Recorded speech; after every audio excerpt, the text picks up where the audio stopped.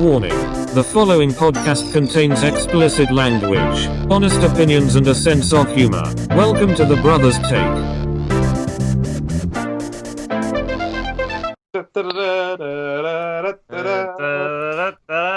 That's pretty much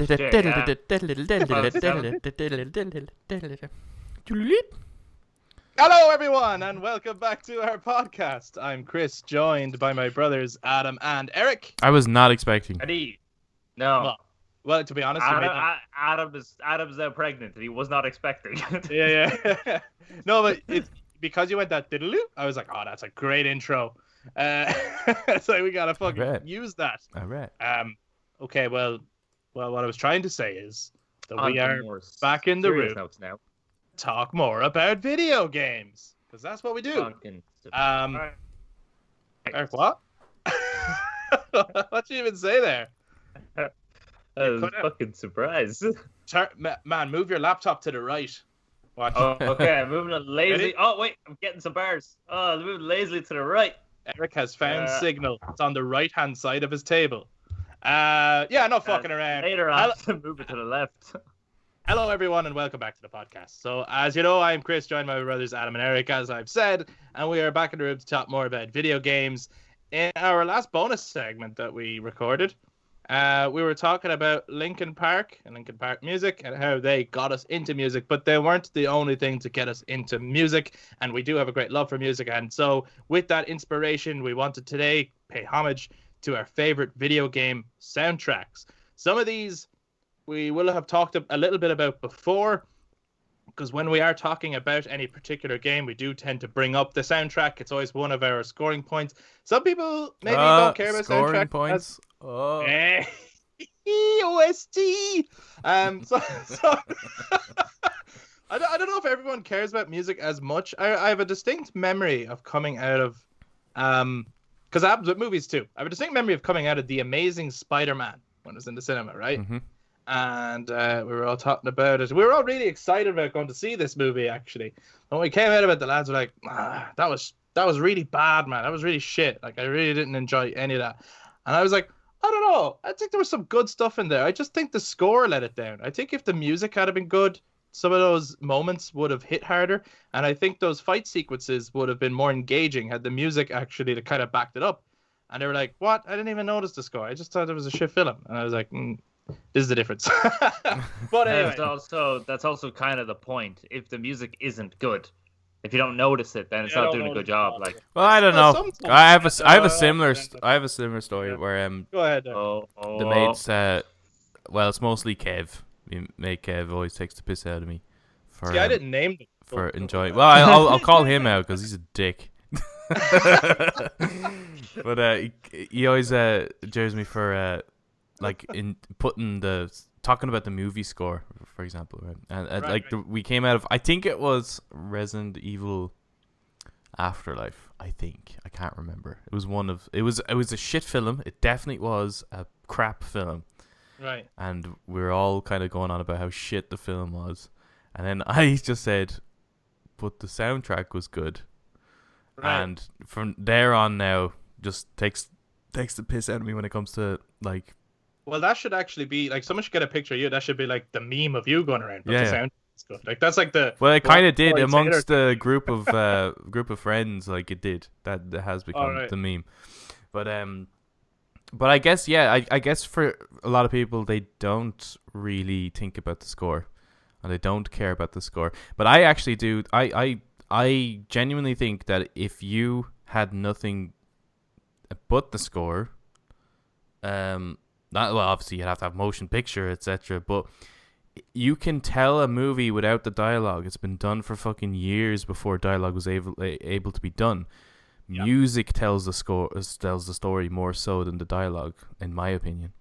Yeah, and we'll get into that. So just before we hit up our music, which we made ourselves, actually, I'd like to point that out. Well, okay, with loops and samples and stuff, but you did. Yeah, but I got you guys to approve it. yeah. We get producing rights now. It's like, what do you think? Executive producer. Just as somebody was saying to me, they were like talking to me about like we were briefly talking about the podcast. Yeah. And he was like, it's great that you guys are enjoying it, and that's really cool and all. And by the way, there's this great site if you ever want like royalty-free music, if you want to use it. And I was like, oh, do you think I use it? Man, I made that. Come on. Like, man, come on. Yeah. That was my music. Anyway, never mind. So we're going to be talking about music. As this episode goes on, there might be spoilers, because in terms of talking about how the music works in a certain scene or frames a scene or why we liked it so much, there might be some spoilers. So it won't be heavy spoilers anyway, but just a little bit of a heads up that if we talk about a certain game and if we start mentioning a moment, then there's a good chance there's going to be spoilers there. But this isn't like going to be super spoiler heavy. We're wanting to talk about soundtracks, and we'd love you guys to engage in discussion as well. So if you're watching on YouTube, be sure to jump into the comments as we discuss along.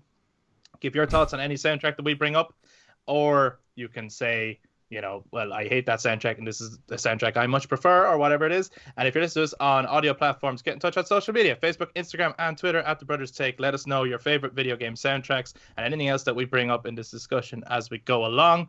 The discussion will start after our music, so let's fucking cue the music.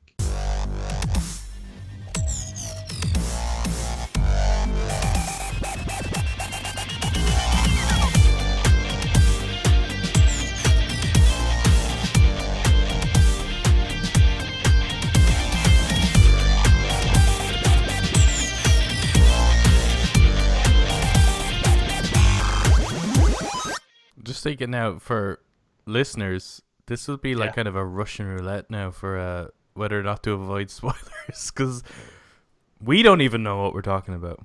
We have no clue. We don't know what we're gonna say, so we can't even go, oh yeah. But if we spoiler warning. But if we say, well, yeah, exactly. Well, we could say I'm about to spoil something here. Turn off your podcast now.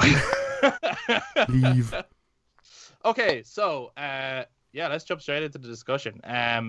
One of the things, Adam, you were bringing up that movies have had soundtracks longer than they've even had dialogue, right? Correct. So have video games. Video games, That's I think, true. have always had music. They have always had music and sound effects. Right? Music and sound effects have been there a lot longer than dialogue.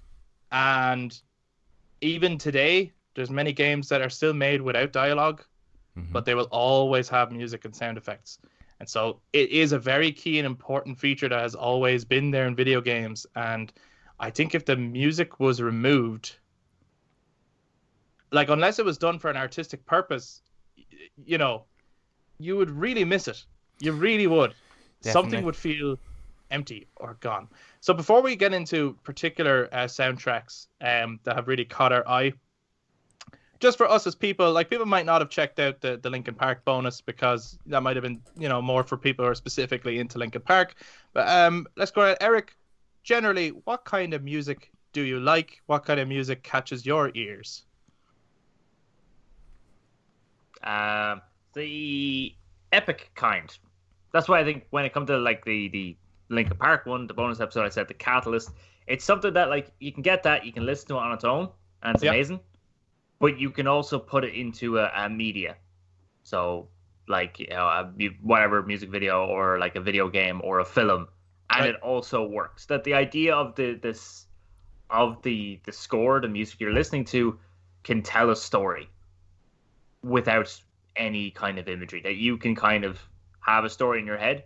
That sort of stuff, and especially like nice build-ups that build up to something quite epic, where it really uses the skills of all the musicians with their instruments.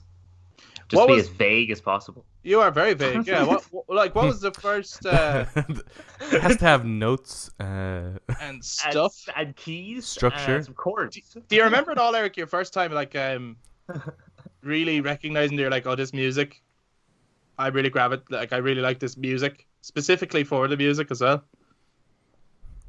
Do I remember when? No. Yeah. How? Okay. I remember how I remember it, but I don't remember with when my I ears. No, what I mean is like, do you like? Is there a movie where suddenly you went, oh my god, the music in this is amazing, or a game that went, oh my god, the music in this, or anything like that, or like, what point for start films, liking music? For films, it would be in Hans Zimmer. Okay. Just Hans Zimmer that playing long? music. Holy shit! What? To take you that long to It took you that long? to recognize that music was great, Yeah. or to be no, yes, yeah, would have actually. Okay. Otherwise, I've been like, yeah, that's the music. You know, I would have focused on all the other stuff, like the colors and the cartoons, and well, it's great.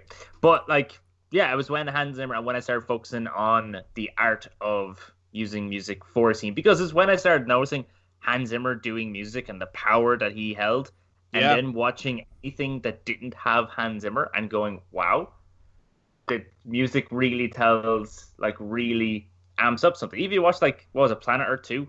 Mm-hmm. Right, Incredible with the music, like, you know what I mean? Yeah. But then, yeah, you do have a lot of other films that just kind of, the music is there just because it's a requirement, not that it actually really serves it. It doesn't really do anything. So when it comes to like video games, again, like I think when I was much younger, I wouldn't have really paid attention to it. But when I do think back at it, it's the games where I would have hummed the tune, or the tune would have stayed with me, such as something like Metal Gear Solid or Final Fantasy 7 or Final Fantasy 10 even. Those type of things would be like what I love. And like that's also really important. If you can't remember the music, it probably wasn't really that good to you, the person experiencing it. Yeah. But if you can like hear it once and hum it while you're even watching it or playing or whatever, then it's doing its job because it's really resonating with you. Yeah, it stays then with you're you. actually loving it. Yeah. Would you be more into film scores than you would be into bands and stuff? Yes. Film scores and video game scores and show scores, yeah. Yeah. Nice. Adam, what kind of music do you like? This is going to be a much longer answer. With much more detail. In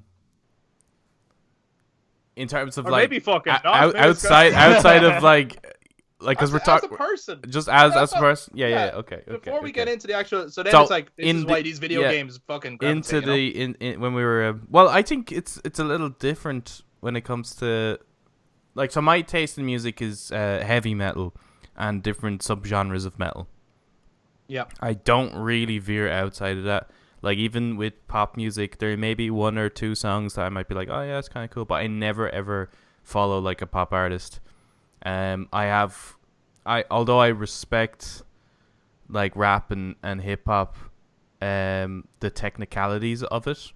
Yeah. I can't listen to it personally. I just don't like. I don't get enjoyment out of it. So for me, it's heavy metal. And I suppose the things I like about metal, like one of my favorite metal bands, I suppose, which wouldn't be weird to say, would be Metallica. I think that's kind of a given. If you like metal, you like Metallica. Yeah. I don't even know why you. Yeah, I don't even have to. I don't even have to fucking say that. You don't even have to like metal to like Metallica. I don't think. But one of the things I like about Metallica and that era of metal is the riff, this kind of reoccurring thing that keeps coming around, and they tend to sit on this riff. There wouldn't be any lyrics. It's just this one riff going over and over again. If you look at Metallica compositions, really, really long songs. We're talking 8 to 11 minutes long. Yeah. Like the fact if Metallica ever does a short song, like that's shocking, more so than if they did a long song. Mm-hmm. And the way they move, like one of my favorite Metallica songs doesn't have any singing in it, and it's the one off "Injustice for All." The name is after escaping me now. But it's just an absolute favorite. Yeah. God, what the fuck is the name of it now? It's just an instrumental. But the movements that goes on, like, it just starts off with like just this really heavy riff, and then it goes into this real kind of almost orchestral. It's still guitar, but it sounds like an orchestral kind of symphony, and like sweet build up, and then it gets really melodic, and then it comes back around to that original first riff. So the way metal songs, especially throughout the 80s, had this classical kind of feel to it. I think a lot of classic artists, who had orchestras, maybe like Mozart and stuff like that, I think if they were alive today, they would be playing metal. They wouldn't be playing pop. I don't think they'd be playing pop. No. I think they would be metal artists, just because of the the way it's constructed. Metal, I think, of course, there is metal that's a little bit more commercial. Yeah. And it's looking for those kind of like hooks and catchiness and Butt stuff rock like and butt metal. that. Butt rock. But Nothing butt rock. you know, there's a lot of intricacy in metal that is, I suppose, a little bit more primal. So I guess that's my connection to the soundtrack thing, but I don't know. I don't know why, like, I'm really into, because I wouldn't be listening to classical music at all, but when it comes to movie scores and stuff like that, the stuff I listen to would be considered that, I guess. Yeah. So when it comes to movie, I guess I'm trying to, if it makes me feel something in the moment that I'm watching it, like, so I think the imagery and the music kind of go hand in hand, and so when I'm listening to the soundtrack, it's bringing back not necessarily the clip I saw, but what I felt when I saw the clip. Yeah. If you get me. Yeah.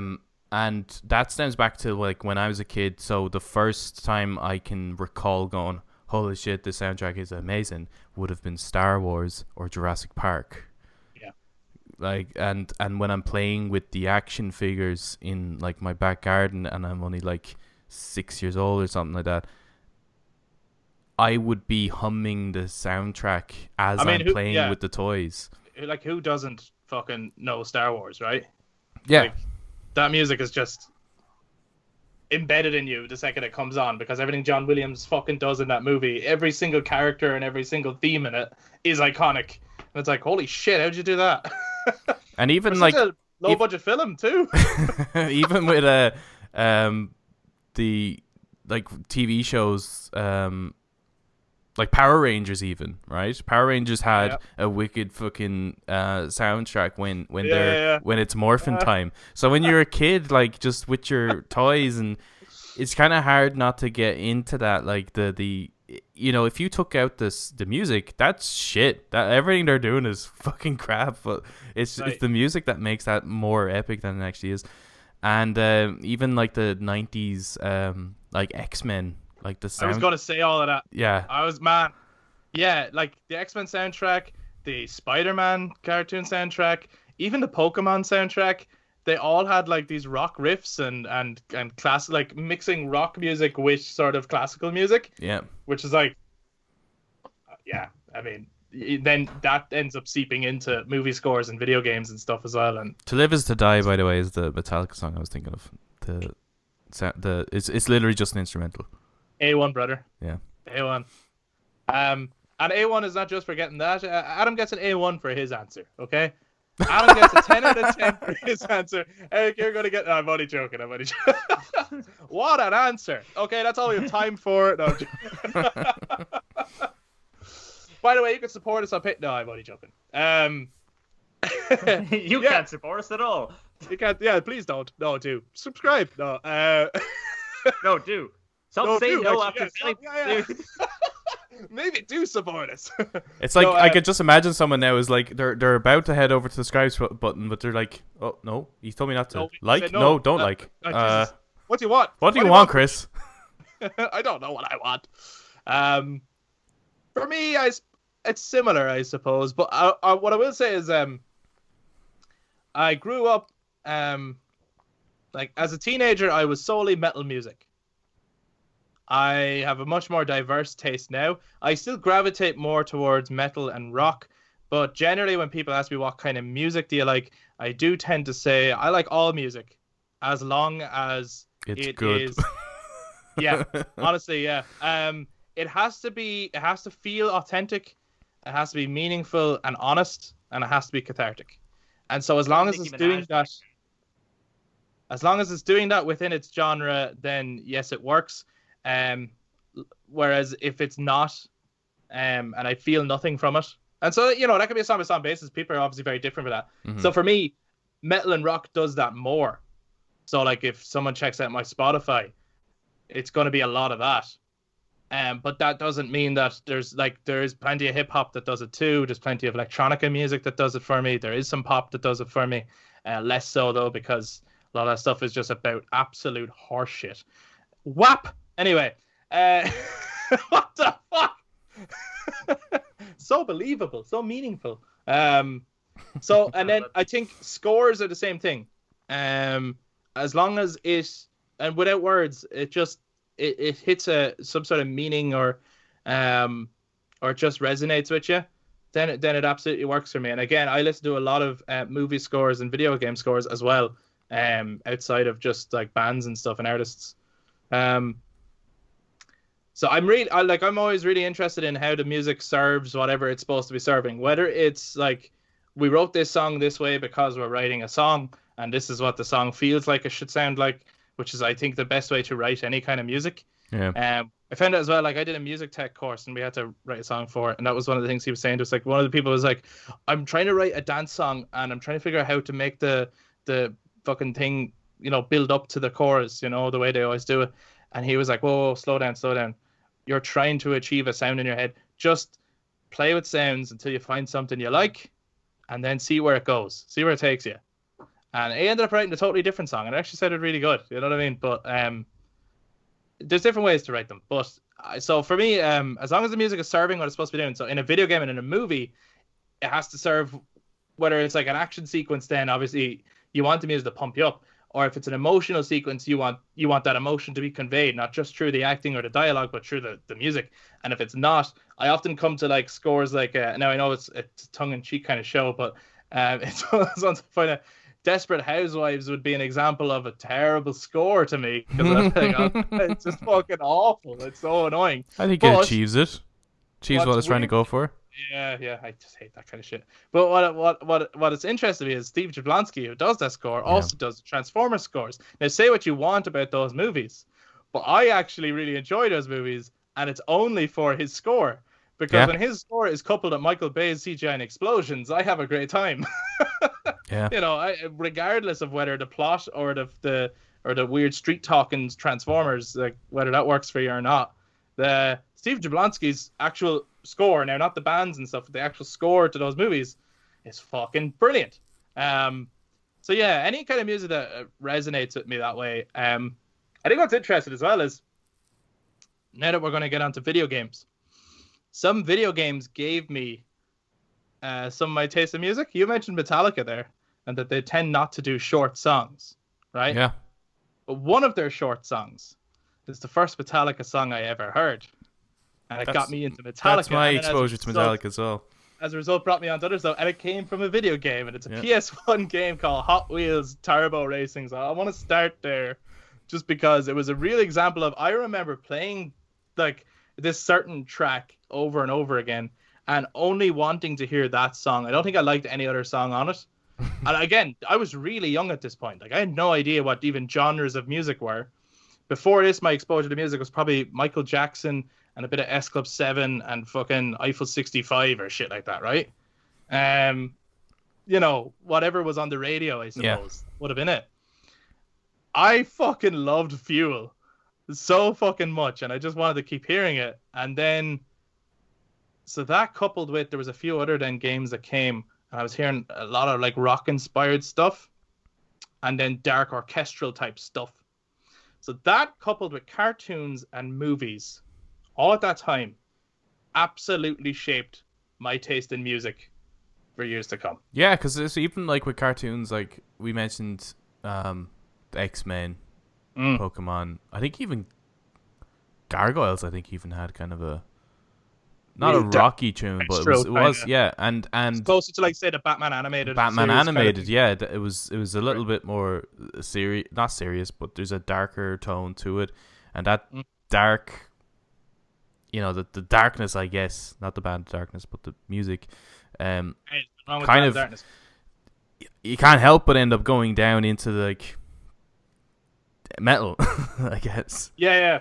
It's like, because when you look at anything that what do you do to our kids? tries to cover like a dark imagery or dark themes, like even like films like the vampire films, Queen of the Damned, let's say, like Queen of the Damned soundtrack is nothing but Korn, basically. Yeah. Like, that's Korn the band now. He's not saying that that's some corny soundtrack, man. Okay, so that's a bit of a setup in terms of our exposure to music and our interest in music. If it's epic, Eric likes it. If it's metal, Adam likes it. And as long as it fits its purpose, I like it. Yeah. That's pretty much where we're at, I think. Okay, Yeah. so Epic metal with a purpose. epic metal with a purpose. I mean that. It's actually that bang on. That just. We should get T-shirts to say that. Yeah. Definitely. That's our taste of music. Epic metal with a purpose. That's so fucking good. We should make a playlist of these soundtracks. Call And that. that's what we should call the playlist. Epic metal with a purpose. Regardless of whether the song is actually within the metal genre. Because that became a meme, didn't it? It's like, oh, that's so metal. Yeah, Whether it's metal. or not. Metal to me, yeah, it's not becomes necessarily something heavy else, no? guitars or anything like that. Yeah, it's No. Yeah. it's definitely that kind of it's that approach to music, I guess. That's so metal. Yeah, that is so fucking metal. It's even when someone says something badass and you go, Yeah. That's metal as so fuck. like Batman is metal as fuck. Even Yeah. though God knows what he listens to. He doesn't Definitely listen to metal. music. No, he doesn't listen to music. Yeah, definitely. If he listens to music, he should be ashamed of himself. Well, in one of the episodes of Justice League, he sings a blues song. So That's true. Yeah. Yeah. Am I blue? Yeah. yeah, That's the one. Yeah. there you go. Adam. That's what he I know, listens to. but He the listens to blues is the roots of metal, so I'm just saying. That's right. He definitely That's blasts the metal in his Batmobile. Lego Batman knew it. Yeah. Lego Batman knew it. Darkness, no parents. Okay. I suppose so there's a good distinction to try and make here. Sorry, Chris. okay. Yeah, no, We're go ahead, moving Joe, on to moving on to video game soundtracks. Yeah. But there's two kind of, I think there's two questions here, really, isn't there? It's like video game scores or video game soundtracks. So what do you mean by that? Well, if I said what has a great video game soundtrack, I would say Guitar Hero 3 has a great video game soundtrack. Okay. But if I said what has San Andreas. San Andreas would have a good, yeah, it's like there's certain games that have like songs in them. Yeah. But I suppose, like, what are we talking about here? Soundtrack or score? Okay. I suppose I was thinking of the score more so because it's music that was written specifically for the game. Now, even though, okay, so I suppose there's exceptions to that in that sometimes a band or an artist does write a song for a game. Mm-hmm. But yeah, I suppose I was thinking more so in the same way as like a score for a movie. Although they sometimes get called movie soundtracks, don't they? Is this just a distinction for yourself? Well, yeah, I mean that word We're is talking about the scores. Like if you buy the Star Wars soundtrack, it's gonna be the score. Yeah, but sometimes if you buy the like, I think that's more of an accompanying soundtrack. So like, remember when Arkham City was released? yeah, And they released an Arkham City soundtrack, which was just loads of bands and songs. None of them were in the game at all. yeah, But that was more like an accompanying soundtrack, wasn't it? It's not the actual game's soundtrack. yeah. It's kind of hard to get. I mean, because there's a Death Stranding score and there's a Death Stranding soundtrack.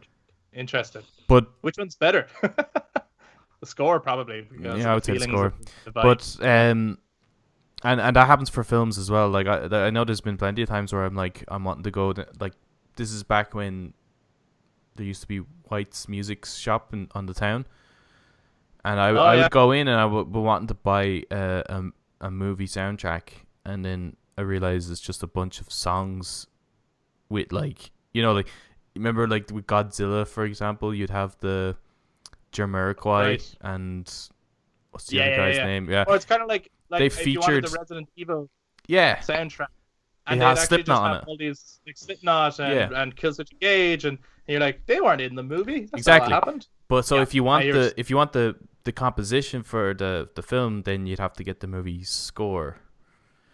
Now I know they kind of get lumped into the same thing, soundtrack and score, but it's sometimes it's Well, for argument's sake, then, or for all intents and purposes, and we could still give a shout out to certain songs that did accompany a game if we so want to, but maybe then what we're really focusing on is the music that was written for games.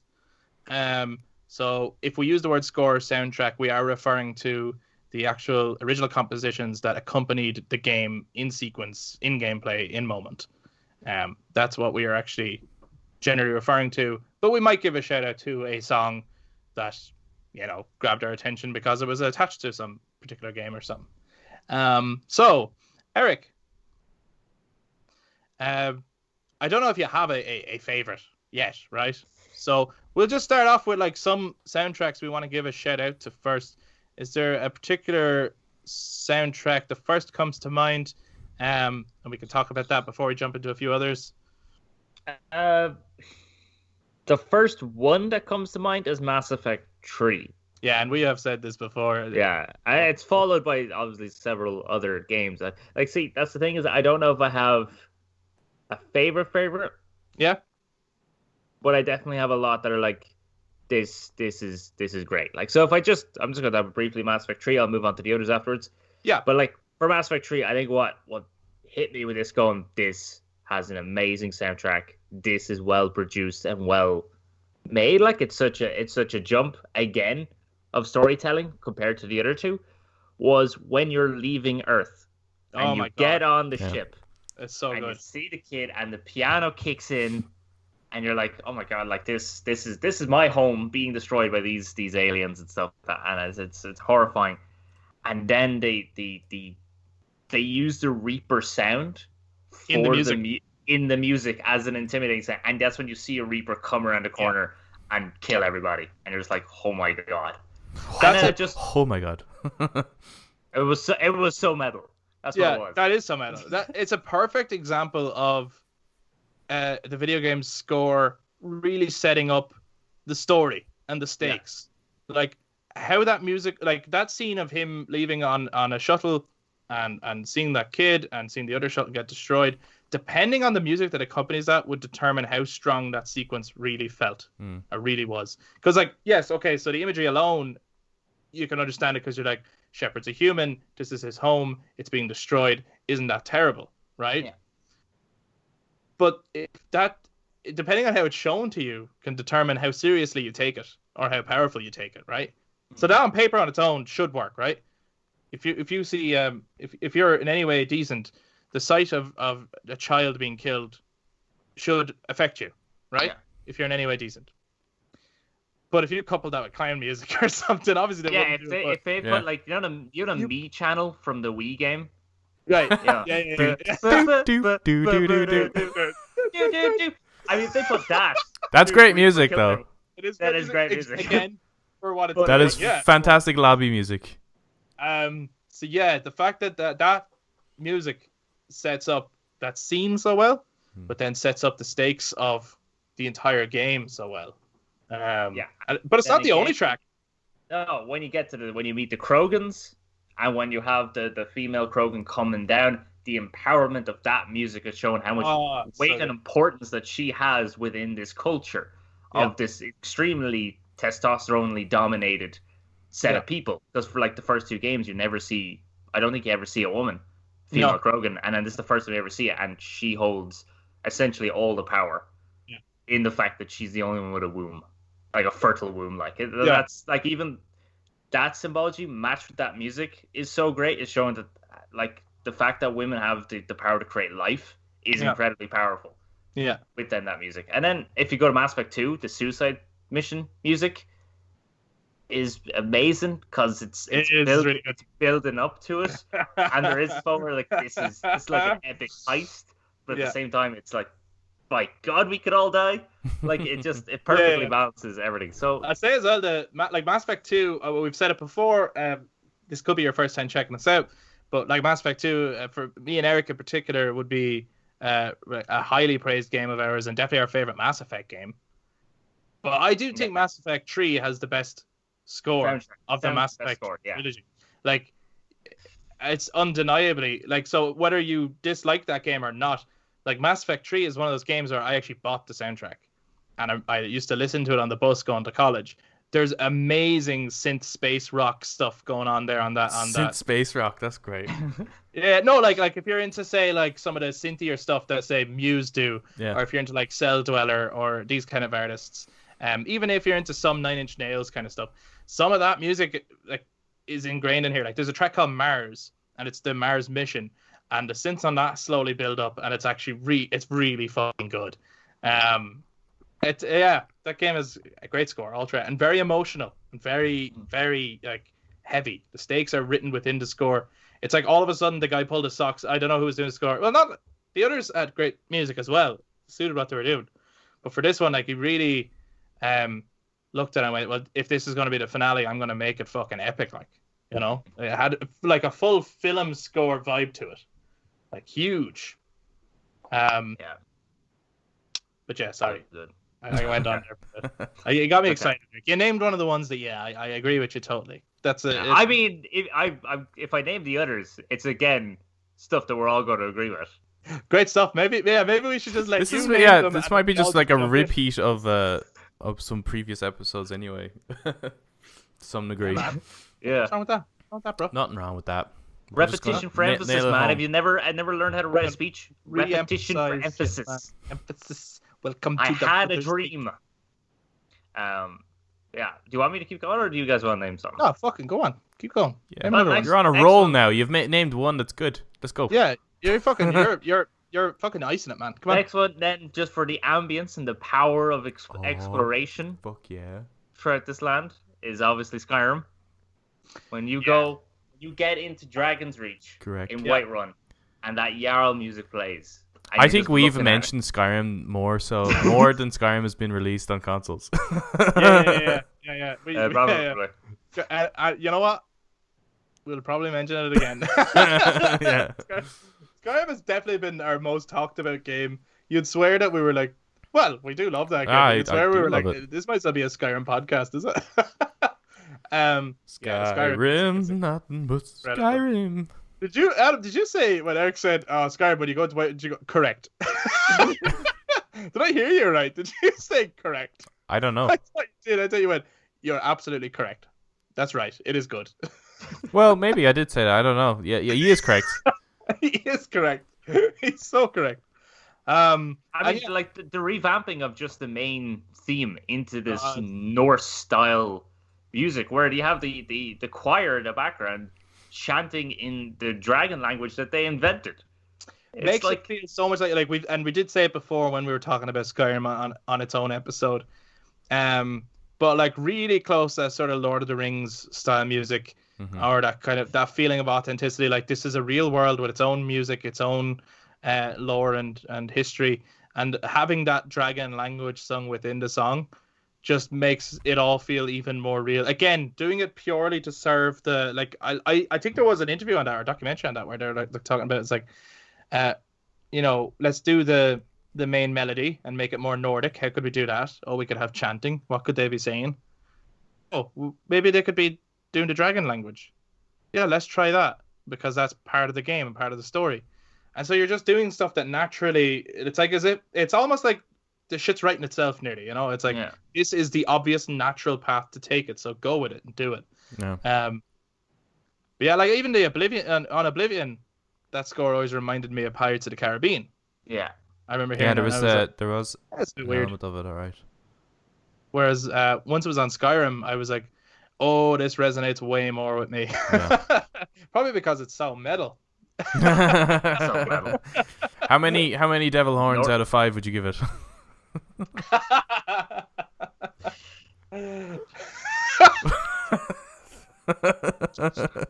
I'd give it a few. Yeah, I like it. Okay, Eric, you're on an absolute roll here. Come on, keep coming. I just want to add though before you go on go about ahead, Skyrim. Because there's no point. Like, I mean, I was going to mention Skyrim, and there's no point in me repeating what it. I think is if he mentions one, right, that we all have thoughts on it, we might as well throw in our thoughts now. And then if when he's finished, there's one he hasn't said, then it's like, oh yeah, I agree with all that, but we forgot this game. Yeah. But like I'm a bit of a weirdo, so I'll actually listen to soundtracks in my spare time, like as music. You know what I mean? Yeah. And the thing I love about Skyrim, we just said that we do that. Yeah, I know, but I don't know if that is something that a lot of people do. But the thing I love about the Skyrim soundtrack is that as you're walking around, very little tracks in that are like cued to specific moments. Yeah. So you'll hear different tracks, and they all work no matter what your activity is in Skyrim. And I feel like that works so well as like just passive listening, because it's not like you don't hear that tune and go, oh yeah, and I remember this moment happened. You know, like what I was saying before. That doesn't happen here. It'll actually work no matter what your activity is, I guess. Yeah, especially if you're doing something, because some of that music, like, okay, so some of it in the tunnels and caves is a bit creepy and eerie, I suppose. But some of that, like, exploration music, or just when you're out in the world, works really well if you're just doing something real quietly, or like if you're like working away on something, like typing something, that works as really good background music. Or if you want to meditate, I'd say it probably works really well for that as well. Yeah. Awesome. Or going for a stroll. Take it all in. Eric. Definitely. Yes. Keep your list coming. Keep coming. Everything you've said so far is on my list too. Metal Gear Solid. Ah. Dun dun dun dun dun. Come on. Yeah. Wait. It's not focused. Not focused. Put your hand behind it. While you're listening in audio, Adam just showed us a vinyl of the Metal Gear Solid soundtrack. Yeah. There it is. Yeah. It's not working. So I was wanting to take the blur off, but it's not working. Oh man. So Eric, I suppose give us your thoughts first, and then me and Adam we obviously, and again, this is one we did a full episode on Metal Gear Solid. You can absolutely check that out. We did give a shout out to the music and talk a bit about the music in it. But yeah, it's good to give it its own space here too. So, I mean, it's very like you. The minute I mentioned it, you guys hummed the Metal Gear Solid theme tune. Like that alone is memorable. When I say Metal Gear Solid, I think of the eerie music when you're going to fight Psycho Mantis. But also you have the Best Is Yet to Come song. I know it's obviously just a song, but that plays and it's amazing. You can listen to it again and stuff for. When you're start Metal Gear Solid 2, they have the kind of almost new style Metal Gear Solid music. Harry Gregson Williams, and again that becomes a main tune, and it's amazing. So just the growth of it, and every time you go to a new location, like within each game, they have a particular style of music to suit its particular like location. So, like, you're in a very grey, drabby, industrial building in the first one, in Metal Gear Solid, and so then they have, like, this really kind of industrialized, dark kind of music. Yeah, it kind of sounds like it's kind of it's very synthy, but it does sound like they're using, like, drums on metal, kind of. It's very metal. It's metal. So metal. That's been the name of this episode. So metal. It's so metal. But then when you get Metal Gear Solid 2, it's kind of, there's something about it that sounds, I don't know, like the sun is shining, but it sounds kind of a lot more, like, not as creepy or eerie as dark, because the location isn't as creepy or eerie as dark, because it's all bright orange colors with the sun shining. Look at the water, it's nice and stuff. Yeah. And you're not playing as much of a broken character as you are in the first one. I mean, he's extremely broken, but he doesn't portray himself that way. Most of the game. So the music matches that. And then you get to the third one. Oh, we're talking about the entire saga. The fucking way, bro. The whole thing, like. Then you get to the third one, you got the jungle music. You know what I mean? The real Russian, like, every time you're going somewhere, it's real jungly, it's real kind of espionage, but like Cold War Rambo style, like, so they did kind of take themselves back. So while they're using like synths and electronics and shit, the other two, not so much for the third one. And then for the fourth one, it's just depressing, because the fourth one's depressing. And that's all I have to say about that one. That's all I have to say about that. The rest of you guys. Well, I was going to say, like, I mean, it's hard to name my favorite, but it kind of has to be Metal Gear Solid, I guess. I do have it on fucking like it's the only one I have physically on vinyl, and it is my favorite game of all time too. So it does bring back so much memories when I listen to it, and it's like, you know, when you're playing Metal Gear Solid 4 and you go back to Shadow Moses. Oh man, like that just wouldn't work without that music. You know? No, absolutely not. 100%. It's that's what the best is yet to come is what kind of brings you back down memory lane, I guess.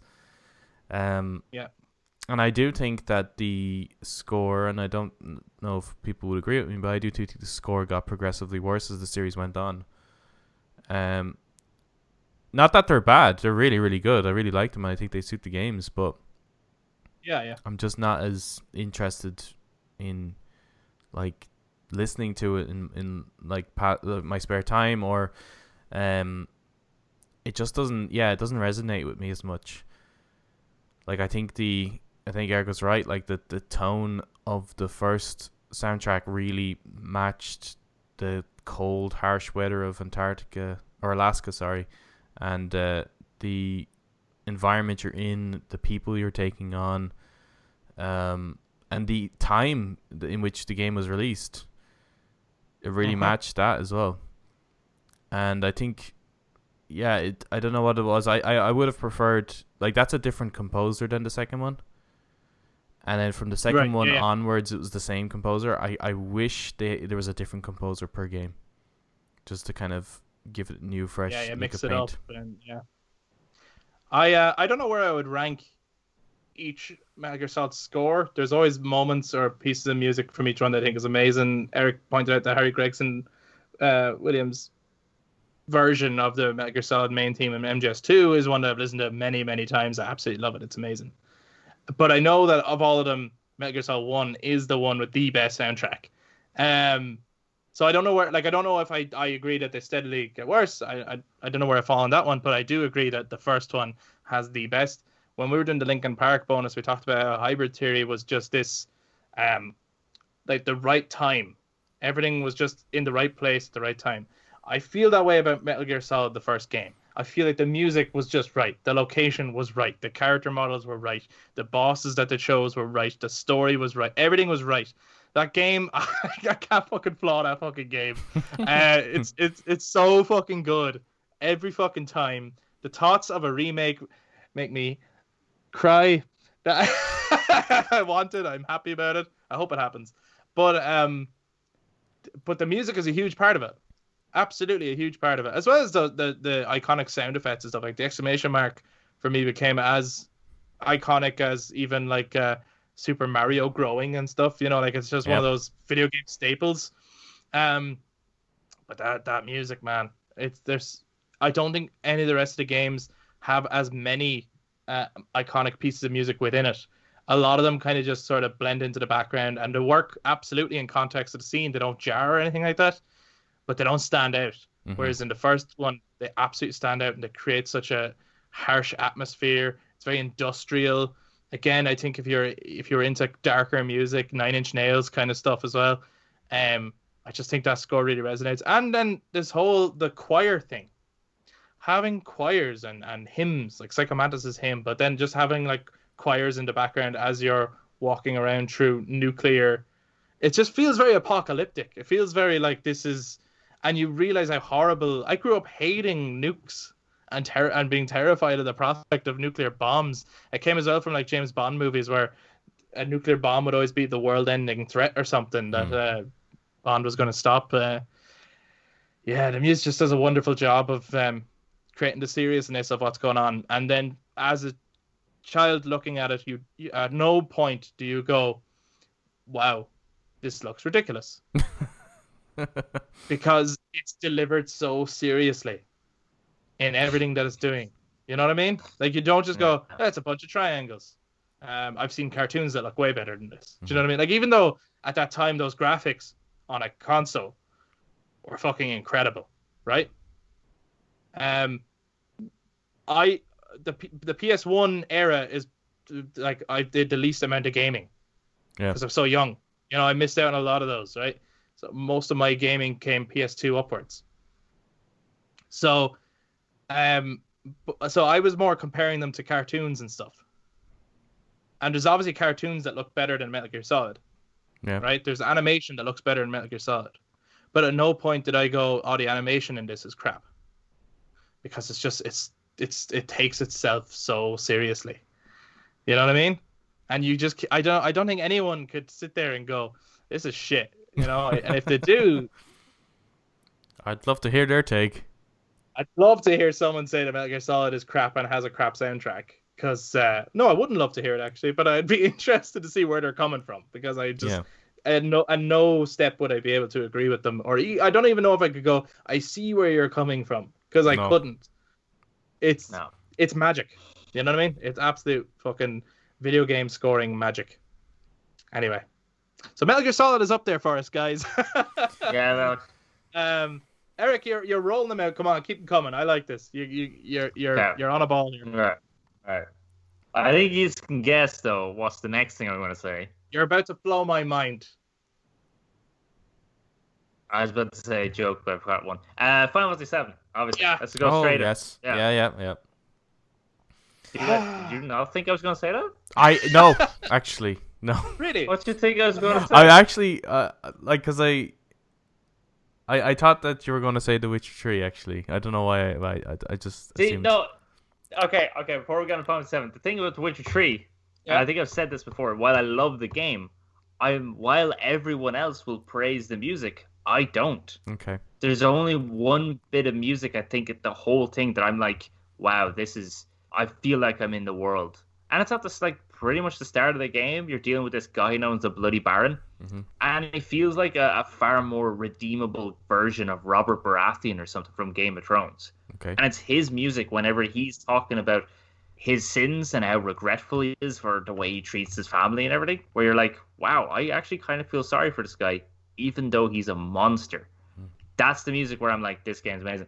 But then you have to listen to the weird yodeling in every fight. Yeah. And that is that is so Eric, annoying. you mentioned that you love that game. How much do you love that game? Oh, Chris, I love that game so much that I'm going to talk about Final Fantasy 7.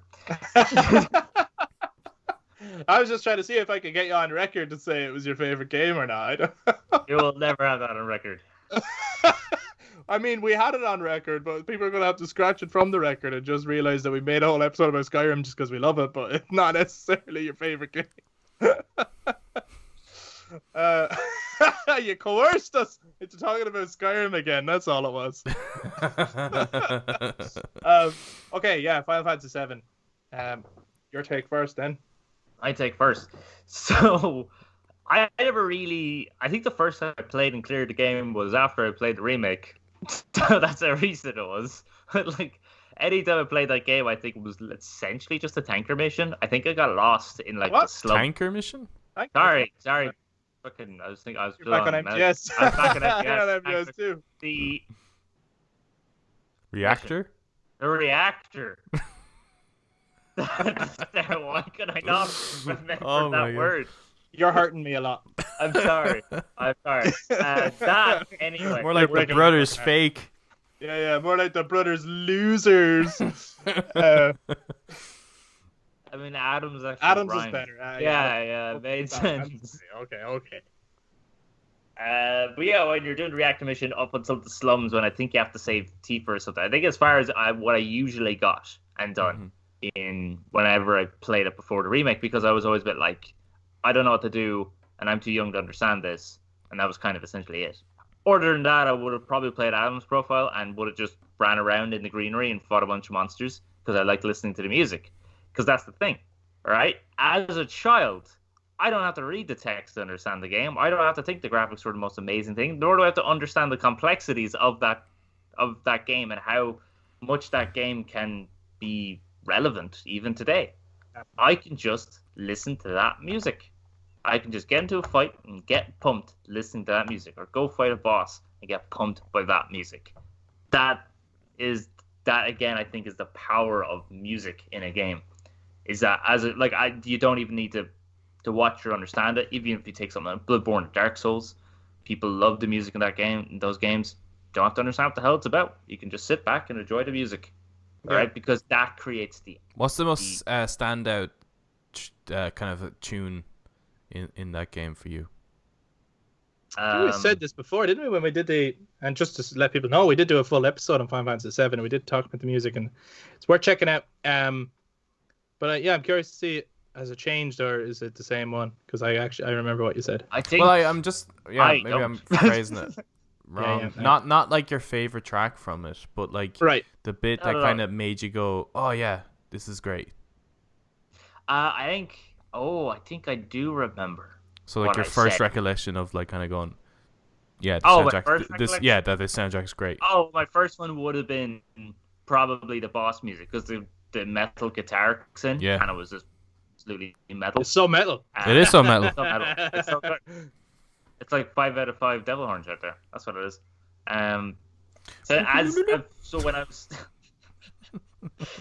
so when I was younger, it would have been that would have resonated with me the most because it was just felt so epic. It felt even though you were just standing in one place, you just press attack, they move, slice, go back, and wait till your next turn. The music made it feel like, yeah, this is epic. They're doing flips right now, and they're like dodging bullets and stuff. This is so cool. While they're not doing that because they're just standing there waiting to their turn to attack. Yeah, part of it is like obviously you're engaging in the combat, and I know like one of the things people used to make fun of Final Fantasy for is like, oh, it's so stupid, you just sit and wait to attack and all. But there's an imagination aspect to it, isn't there? Where you're like they're not actually standing there just staring at each other and waiting for a turn to attack. That's just like it's like a board game or Dungeons and Dragons. You're waiting to roll the dice and do the stats. But essentially, in your mind, what's happening is exactly what you're saying, Eric. Like, and then, lo and behold, we got to see that in the remake, and it was like, oh, this is exactly what I imagined. Yeah. So for like the remake, when they revamped all that music, it was because I think again I mentioned it when they had the three guys come out in the tunnel and they had that kind of like real gangster sleazy style music, Bam, and I was bam, like, this is incredible. Or the music they have for the arena, where again that's the most metal. That is more metal than I was like, and then it's Aerith's music in the remake, which now I think actually is the one that resonates with me the most. Is now Aerith's theme, because when you go around that corner and you see her house and you see the waterfall and the flowers and the grass, like this is what I'm fighting for. This is amazing. Yeah. So I think Final Fantasy VII just adds the music is beautiful, so good. Thank you. That's the most passionate you've talked about anything, man. I love that, man. You got an A1 now. Bye. Adam, anything further to add to that, or it was okay, wasn't it? It's grand. Like,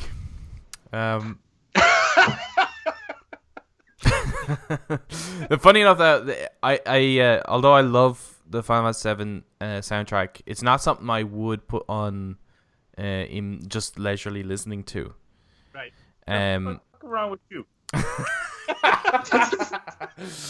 I mean, he has a point. Yeah, it's pretty polyphonic though, and it's like when I'm playing the game, it's a character. We talked about that before. The music is actually a character in the game. It's a really important aspect of the storytelling in the game. But I don't think it's a piece of music to listen to in like my spare time. However, with the remake, wow, they did such an amazing job with that. Like, I think that's the best thing about the new game. There's a lot to love about the game. We've talked about it. But for me, the best thing about Final VII Remake is their retouching of the score. Yeah. And actually, just on the original one there, because you asked Eric, what was the song or the standout one where you actually stopped and went, wow, the music here is really good? Well, just... Which one was it for you? Yeah, apart from regular battle music and the boss tune specifically, like fighting Guard Scorpion, like that's a moment where you kind of go, wow, this is really, really cool and epic. But that seems to kind of repeat after a while and just becomes normal again. So the next point where something really stood out to me, and I was like, wow, okay, this game has like so much gems, is Cosmo Canyon. Yeah. Oh yeah. Yeah. When you hear that, so like good. it's so fucking good. And as well, it's hinted at earlier on when you first meet Red 13. Yeah, it is. You know, you get a hint of it, but it's not the full thing. And then when you get there and you get the full thing, you're like, wow. Yeah. And then you do it again in remake, and you're like, oh, so good. So good. I can't wait to hear the full rendition though when they finally get to Cosmo Canyon. I cannot wait. Okay, so for me, and this might sound like I'm bullshitting, but I'm not. The standout moment for me where like the music really grasped me was when the logo came on. Oh yeah. Oh my god. And then it's pan into the train and you're like, fuck yeah, man, let's go. Oh my god, so hype. Every time, gets me every single time. I think I fucking teared up on the remake because it was so good on the remake. It was it's I couldn't believe it. I game of the year for the next 10 years. Unbelievable. So Final Fantasy 7, I was saying earlier on, for me, when scores really get me is when they serve the story or serve whatever purpose they need to serve, whether it's conveying a certain emotion or even letting you know what kind of a character is. Yeah. Obviously, I haven't played every game ever, so I can only comment on the games that I have played. Of the games I have played, no game does that more than Final Fantasy VII. I would say that the soundtrack to that game is more important to that game than a soundtrack to any other game is. Because through that, we understood the characters, we understood the world, we understood when a situation was funny or when a situation was scary. We read text a certain way. What Nobuo Uematsu did with that score is exactly what John Williams did with Star Wars, which again we mentioned earlier. Just iconic, absolutely incredibly iconic. I have listened to much of that soundtrack in my own time as well. I fucking love it. Even though it's MIDI and polyphonic, and it is, I think as well, that's the thing. Even though he was held back by the technology that was available to him to make that score, it didn't stop him from trying to reach these huge heights. Like One Winged Angel. He was like, I'm gonna write an operatic rock song. Jeez, something slammed in the background there. Yeah, and I don't know whose it and was. It actually, it actually almost sounded like the beginning of it. That's so fucking freaky. I thought I was about to play there for a second. That would have been great. I would play it, but we're not allowed. Nah. But yeah, just the fact that and then another thing was, so we said in the bonus that we did on Linkin Park, how their different genres of music gave me a taste of different genres of music, and that it's cool to branch out and it's cool to mix styles. Mm-hmm. Final Fantasy VII has such a mixed genres of music in there. Like Nobuo Uematsu was just like, I'm just going to write what suits the whatever character at the moment, and I'm not sticking to any one particular genre. Yeah. So there's moments where it's real classical because it needs to feel like epic swelling and amazing, beautiful music. Aerith's theme is like a love theme or a bit of hope and stuff. Sephiroth sounds like satanic music. There's rock-inspired fight music. There's reggae and hip-hop inspired music and stuff. It's such a palette of music. Yeah, well, I guess it's because it's a whole world. Like when you go to Wutai, for example, it has kind of Eastern influences and stuff. It's like they are trying to give you a full universal world, and there's such a wide range of music to explore in that world. Yeah. And then I have to agree, the Final Fantasy VII remake, which could be my favorite video game soundtrack. Just to hear those pieces, and it's mainly for there was some good new music in there too. I'm not taking away from that, but it's mainly the reorchestrated stuff, and some of the stuff where even in the original, I don't actually like that melody that much, but when it was reorchestrated and reproduced, I was like, holy shit! Yeah, they took that and made it really fucking good. Yeah, the thing that Eric just mentioned, which was the guys in the tunnel, for example. That's way better than the remake. Yeah. I such a big smile. I laughed so much with joy. So I was like, that is class. Yeah. So it is good. The original though, as well. I actually do like it in the original. Yeah, it is, but I wouldn't be like, here, slap that on. Yeah, I hear you. And I want to point that out there. Obviously, One Winged Angel in the original, it has been bettered. There's better versions of One Winged Angel now. Yeah. But it's following the framework of what he wrote. So I wouldn't want to take away from Nobuo Uematsu either. The music that he wrote was just so fucking incredible. But he still wrote the other versions. Did he? Yeah, sure. He started that band, the Black Mages. Did he? Yeah, Holy he's shit. on that band, and I didn't know that. Oh, wait, is that him on the keyboards? Yeah. Ha So that version Okay. of One Winning Angel that they play is still his. Yeah, that's Amazing. Amazing. Yeah, I'm gonna put it out there. I think at the moment, I am so looking forward to seeing more of the remake series, to see more of the music. But oh my god, like the battle team reorchestrated, and its team reorchestrated, even Tifa's team, the main team, even those chosen by the planet, which was one of those pieces of music that I just fucking loved from the original, and it really resonated with me. It made Sephiroth so scary and menacing, and it's been put on the wayside every time something new about Final Fantasy VII came out. Like even Crisis Core has a soundtrack, but it just doesn't have those chosen by the planet. I was like, man, why? Like that was so important to me, and I was worried that in the remake that wasn't coming back, because it seems to be one of those pieces of music that people just forget about is Sephiroth's actual main theme. Like it became overshadowed by One Winged Angel. Yeah. And to hear it back, and each time you hear it, it gets darker and more intense. I was like, holy fuck, they did it. So yeah, we like Final Fantasy VII, I think. 5 devil horns out of 5. Oh fucking yeah, 6, man. 6 devil horns out of 5 from me. No, yeah, that one goes up to and 11. The remake are my favorite soundtrack. I mean, Adam, I'm baffled by like what kind of horns do you think devils like? Don't they always have 2 horns? How can you have 5? I mean, no, I meant this like. Yeah. How many of this would you give it? 5 of those. Well, I only have 2 hands. Yeah, no. Why can I do 4? Instead of 5 stars, it's 5 of those symbols.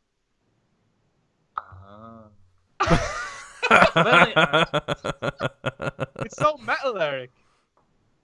Very metal. Very metal. Okay, Eric, you got another soundtrack to throw our way? Oh fuck.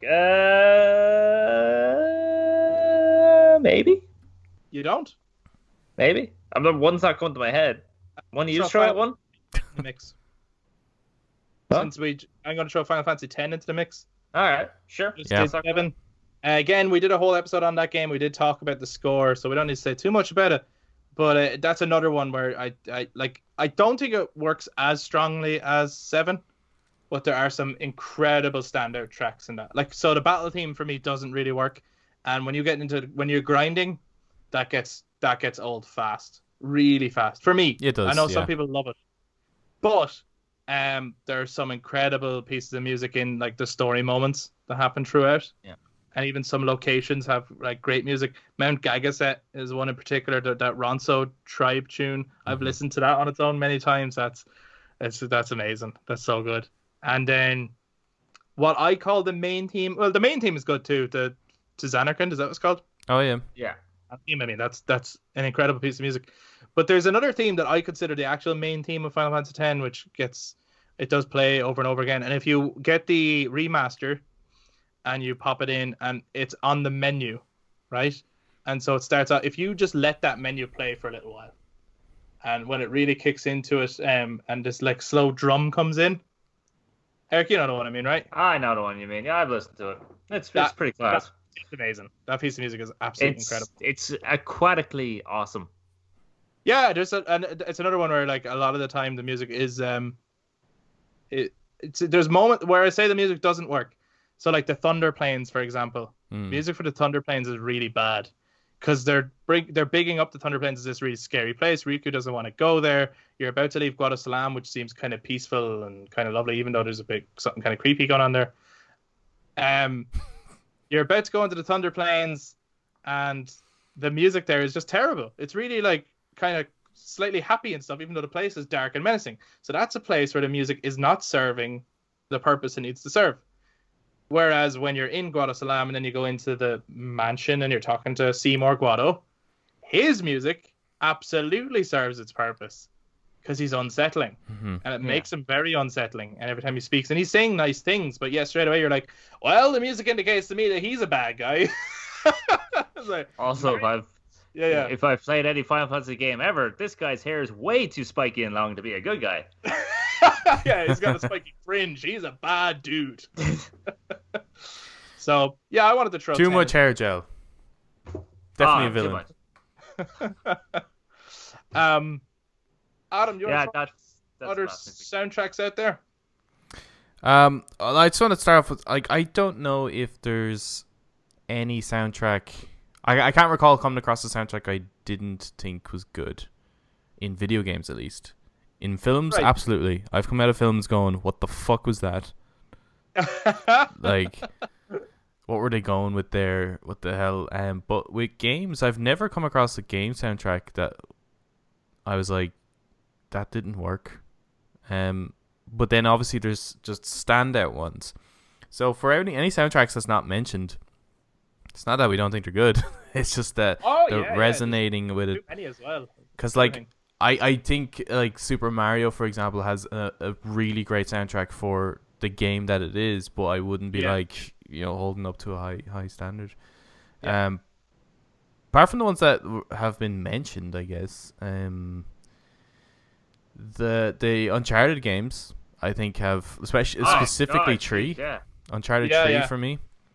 I think the music for that really, well, I had a series now to build up a kind of a theme now, so that's cool. But I think 3 really sold the areas you're going to really well. Yeah. And just the overall theme of the game. The first Last of Us, definitely. Mwah. That's just like, I mean, that's another one where that story or that soundtrack, it's interesting. I don't know if I would like that soundtrack if it wasn't experiencing it with the game. Yeah, I wouldn't listen to it on its own. I do now, just because it kind of reminds me of encounters I'd have in the game. If it came on, I wouldn't turn it off. But I don't go. You don't go searching for it. I don't go put it on. However, in game, it absolutely again serves the purpose of what it needs to do, and that main theme really has a mixture of things going on in terms of emotion, darkness, some slight hope. It's really weird. Yeah, just that acoustic melody captures a lot of things. But even like the encounters with like people like hunters and stuff like that, the music there is really, it kind of has a similar quality that the first Metal Gear Solid had in a way, right? Where it kind of it matches the tone of the area you're in, the people you're encountering, the genre of the game it is. I think it just does such a good job. That was one of my biggest disappointments with the second one, is that I do think the score just didn't quite grab me the same. Yeah, and I think we all pointed that out actually when we did the scoring first. Yeah. We disagreed and agreed on different things, but the music was one where we were all kind of in agreement, where we were like, didn't really do much for us. Again, it's not bad. Just not. No, it's not. It's not bad. It's just when you had such a great run, like you did so well with the first one, it's just so unfortunate that the second one didn't really do the same for me. Heavy Rain. I was about to say Heavy Rain as well, man. That's such a fucking.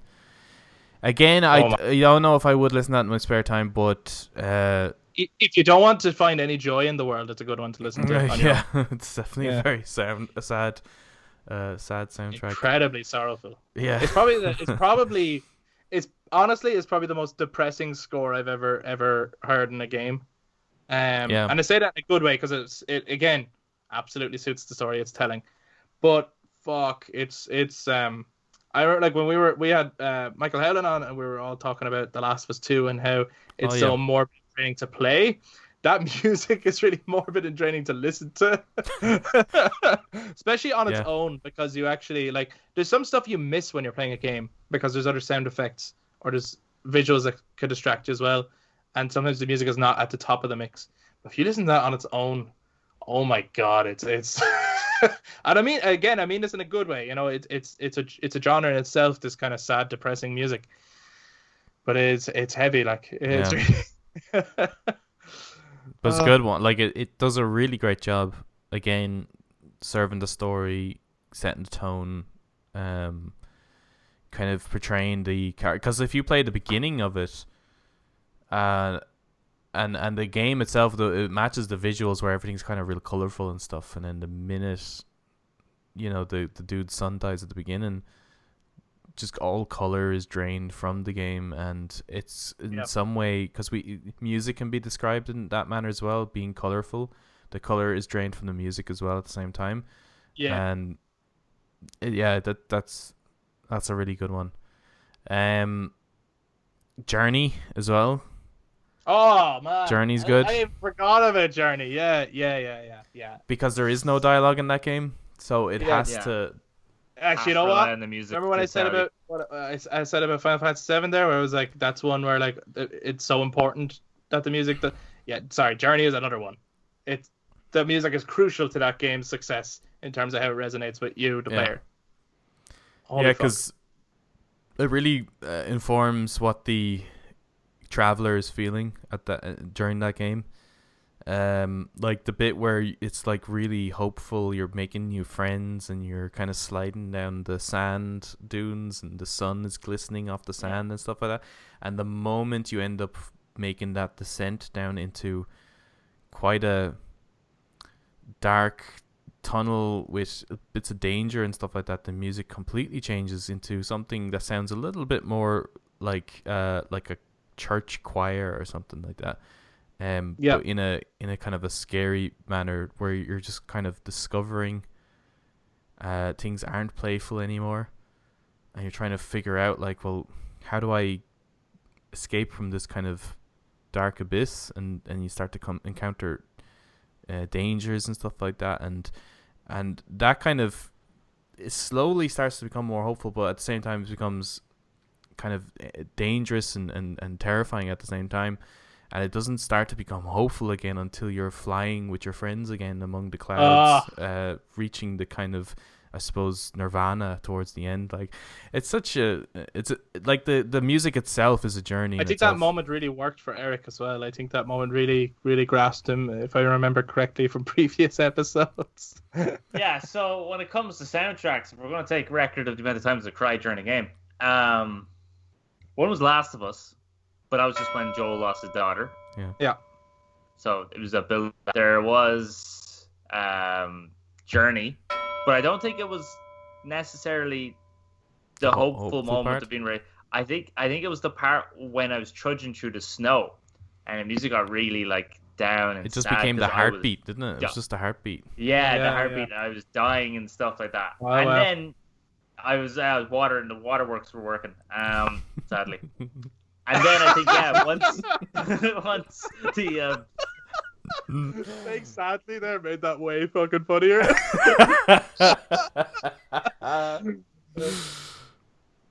then you had when you shoot up. I think that's when I kind of calmed down, but it was still they were still working when you're being shoot up. Aerith cried during that because it was so hopeful and beautiful. Valiant Hearts bawled like a goddamn baby at the end of Valiant Hearts. Oh my god. I'm not even sure if it was the music or just the fact that I played it all in one go. So for me, it was like, this is all one journey in one go. And I was with this guy and I was working with this guy and this was great. We're going to get our son and we're going to save him and get him out of the war. It's for his, for his wife and everything. And then how it ends is just like, no, don't do that. So I decided to buy it again so I could play it. I'm not going to spoil it. But, Okay. But, yeah, no, I cried for that one too. Definitely cried for other things. So many things. Oh, yeah, when I was playing Arkham Knight again, actually, there's one. The actual, most music to Arkham Knight is okay. Yeah, it's fine. Like, I think it's fine. But it's that main piece of sad music where Batman keeps essentially failing. Mm-hmm. But when it first kicks in, and you're in... it's when he's trying to diffuse the chemical bomb. Beer bomb in Ace Chemicals. And Alfred's Alfred's kind of talking to him about, like, you'll die if you do this. And he's like, it's what you taught me. Always do the right thing. And the piano music kicks in. And it starts off like really like nothing's happening. And with each canister you put in, another musical element comes into it. Mm-hmm. And you're like, this sequence is so well constructed. Yeah. It'll be forgotten about because of that awful Batmobile, but it's an incredible sequence that's so well done and well directed. I agree with you on that one. So I cried there, and also I slightly teared up with... Come on, Eric, tell us how you're feeling. During Arkham Knight again, when Batman told Gordon. Oh, yeah. That bit's good. That confrontational fight. Yeah. That was good. Yeah, I definitely did. I don't even remember what the music was for that. Actually, I think it was just a confrontation between two characters. Yeah, you're right, man. So, anyway, moving on. Well, that's good. Another one, just before we then all of us each say what we think would be our favorite one or a standout one. Yeah, I started this list to get out of that question. That's not happening. Another one I want to just give a shout out to.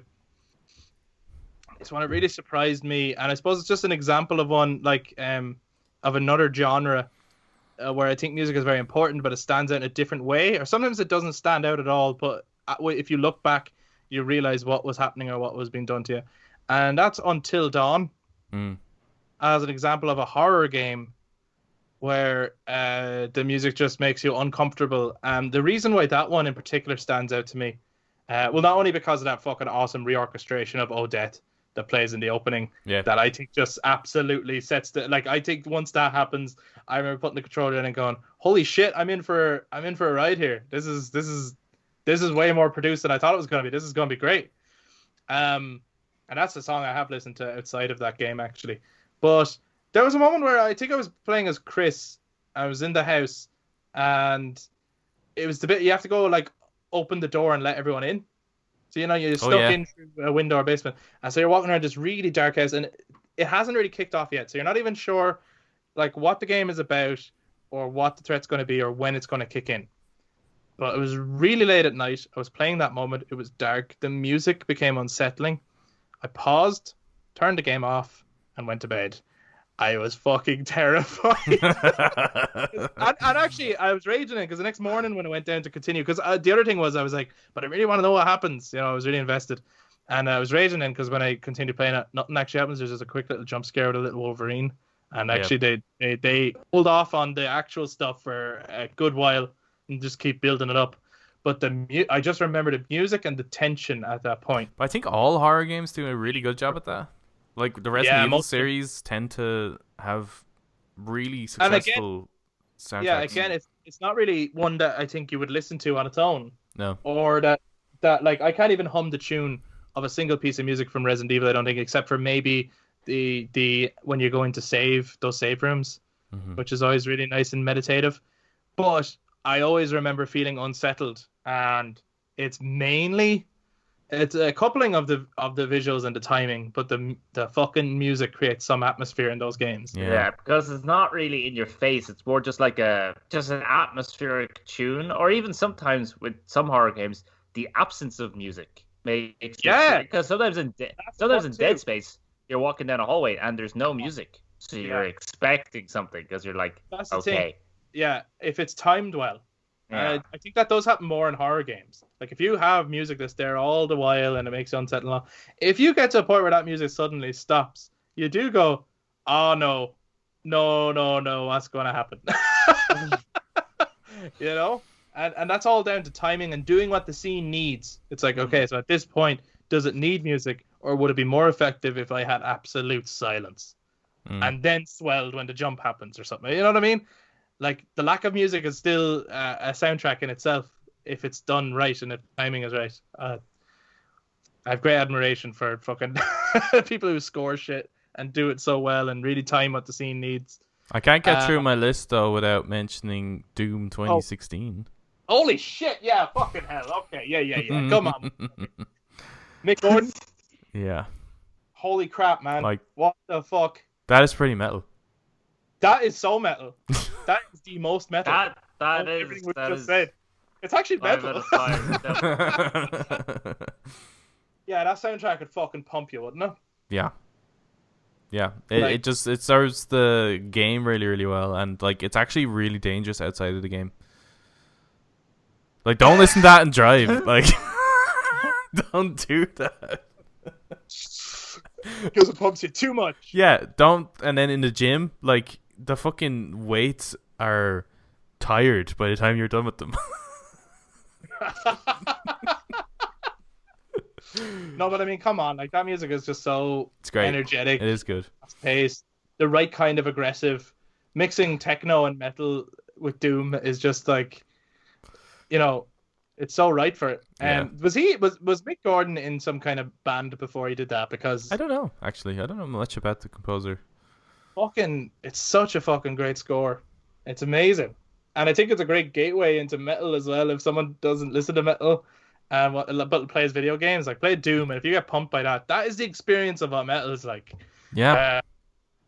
It's a great genre. We're sponsored by Sponsored by metal, all of it. sponsored by metal. Except black metal, because they don't want any type of... They don't want... there's no, commercialism is not their thing. Yeah, we're only sponsored by butt metal. Actually, you just reminded me of another one that I want to give a shout out to. Yeah. And that's it's one that many people might not think of. The score to Broforce. Oh, man. Ah, yeah. That's such that's so good. I went and listened to that on this. I've listened to that soundtrack more than I've played that game. It's fucking the opening theme, like at the menu, that's great. It's just seeing the fucking American Eagle flex. And you're like, this is pretty much exactly what this game is. Like, it's such a parody of so many things. Yeah. But the music is actually really fucking good. Like, it's great. I recommend if people haven't played that game or aren't necessarily interested in picking it up, I do recommend just going onto Spotify or Apple Music or something and just hitting up that soundtrack. It's actually really good. It won't matter. You don't need to know the storyline. You don't need to know any of the visuals or anything like that. The soundtrack is just really good music on its own. Before we finish up, then, so for me, the biggest standout one for me, or the one that resonates with me the most, I said it earlier, was Final Fantasy VII / the remake. I actually bought the remake soundtrack. I have it. I've been listening to it. It's great. It's really, really good. And I'm looking forward to more of it. It's very possible that in the future, new soundtracks could replace it. So this is not like it's my favorite and nothing will ever beat it. Very possible something could beat it. But as it stands, I'm going to say Final Fantasy VII / Final Fantasy VII remake, favorite video game soundtrack. How about you guys at the moment, depending on your mood and whatnot? Okay, Yeah, I'm not talking. it's between, for me, it's between Metal Gear Solid and Skyrim. Yeah, that's hard. It is hard to say. I'm going to go with Metal Gear Solid, just because it is my favorite game, and I've got the record there as well. But Skyrim is definitely up there. Yeah. Okay, Eric, give it to us. It's The Witcher, isn't it? Go with Super Mario. No, I'm gonna go with Mass Effect. 3. Yes. Yeah. I mean, it's great. Look, it's great. Okay. Everything that we've mentioned are incredible scores, and there's much more that we could talk about. And as we talk about more games in the future, we always bring up the music. It's always a category that we do bring up. It's something that we think does add to the overall immersion of games. And like we said at the start, games had music well before they had spoken dialogue. Yeah. So it's been more, to me, it is a more crucial part of the storytelling aspect of the game than even the dialogue is. Not to take away from the dialogue, and I'd love sometime for us to do a segment as well on voice acting, our favorite voice actors and stuff. But that's just how important music is in a game. Yeah, but for me as well, like outside of just the, like, so what I mentioned in terms of list is like the full score. That's what I love. But there are sometimes like individual tracks from games where I won't listen to the full thing, but I listen to the single track. Yeah. Example, like the Mjolnir mix in Halo 2. So metal. Yeah. That's pretty metal. Or the Pentagon track in Call of Duty Black Ops. Yeah. Like shit like that or the Suicide mission in Mass Effect 2. Yeah. There's always a few that are just absolute metal tracks. Or Ezio's theme, like again. Ezio's theme, yeah. I don't like Assassin's Creed series, so it's not like it resonated with me. It means nothing for me.